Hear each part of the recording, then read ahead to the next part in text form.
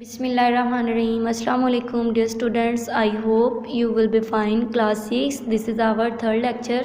In this lecture we will read topic microscope of unit number 1 from page number 5. So let's start the lecture. First of all, open your books from page number 5. Microscope, खोजबीन. Microscope, खोजबीन is an है instrument, एक आला, विच जो कि is used इस्तेमाल होता है, टू सी देखने के लिए, वेरी स्मॉल बहुत छोटी, थिंग्स चीज़ें, दैट कैन नॉट बी जो कि नहीं बी सीन नहीं देखी जा सकती, विद नेक्ड आई नंगी आँख. नेक मीन क्या होता है? नंगी आँख, यानी कि जो हमारी आँख होती है, आम आँख जिसको हम बोलते हैं. माइक्रोस्कोप एक ऐसा आला है जो कि बहुत ही छोटी चीज़ों को देखने के लिए इस्तेमाल किया जाता है, जो कि आम आँख से नज़र नहीं आ सकती. व्हेन वी लुक, जब हम देखते हैं, at something through a microscope, खोजबीन की मदद से किसी भी चीज़ की तरफ, इट अपीयर्स लार्जर, ये क्या होती है? ये हमें साइज़ में बड़ी नमूदार होती है. अपीयर नमूदार, लार्जर बड़ी, तो उसका यानी कि जो साइज़ होता है वो बड़ा होके हमें नज़र आता है. द माइक्रोस्कोप्स खोजबीनें वी यूज़ हम इस्तेमाल करते हैं इन आवर स्कूल्स अपने स्कूलों में, are light microscopes. Light microscope होती है, लाइट खोजबीन होती है. ठीक है, जो हम अपने स्कूल्स में इस्तेमाल करते हैं माइक्रोस्कोप, वो क्या होती है? लाइट माइक्रोस्कोप, यानी कि लाइट खोजबीन होती है. दिस माइक्रोस्कोप्स, ये माइक्रोस्कोप या खोजबीन यूज़ लाइट, रोशनी का इस्तेमाल करती हैं, टू शो द इमेज, तस्वीर को ज़ाहिर करने के लिए, शो करने के लिए, दिखाने के लिए. ठीक है, अ लाइट माइक्रोस्कोप, लाइट माइक्रोस्कोप. अब बेटा ये यहाँ पे हमें ये इसके बॉडी पार्ट्स, यानी कि इसके जो लाइट माइक्रोस्कोप होती है वो किन किन हिस्सों पर मुश्तमिल होती है वो बताएंगे. A base, an arm, a tube, a stage and 2 adjustment screws, यानी कि एक बेस इसकी होती है जो नीचे इसको खड़ा होने में हेल्प करती है. उसके बाद इसका स्टेज होता है जिसके ऊपर हम किसी भी स्पेसिमन क्या होता है? जिस चीज़ को हमने बड़ा करके देखना होता है उसको रख के देखते हैं.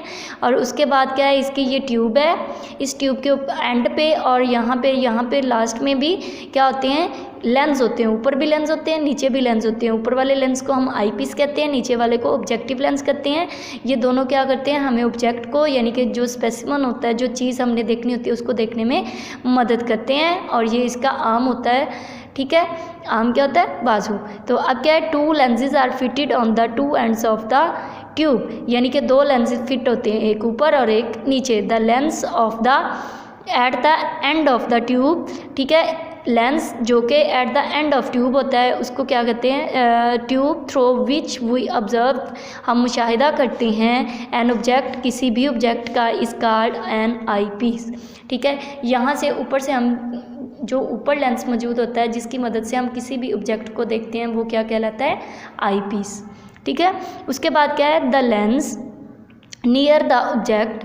ठीक है, अब नियर ऑब्जेक्ट हम कहाँ पे रखते हैं? यहाँ पे स्टेज के ऊपर. ये जो क्लिप्स हैं, इन क्लिप्स के अंदर यहाँ पे ये हमें एक स्लाइड, ग्लास स्लाइड, ये शीशे की बनी हुई छोटी सी स्लाइड होती है, इसको हम इन क्लिप्स के अंदर रखते हैं. इसके ऊपर जैसे ये रेड यहाँ पे निशान बना हुआ है, एक स्पेसिमन होता है.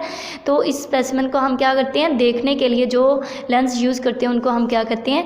Objective lens. Light is pass through the object from the below using a mirror. ये नीचे एक मिरर होता है, इस शीशे में क्या होता है? लाइट पड़ती है और ये लाइट टकरा के क्या होती है? ऊपर यहाँ पे स्टेज की तरफ आती है और जो स्पेसिमन होता है उसके ऊपर पड़ती है.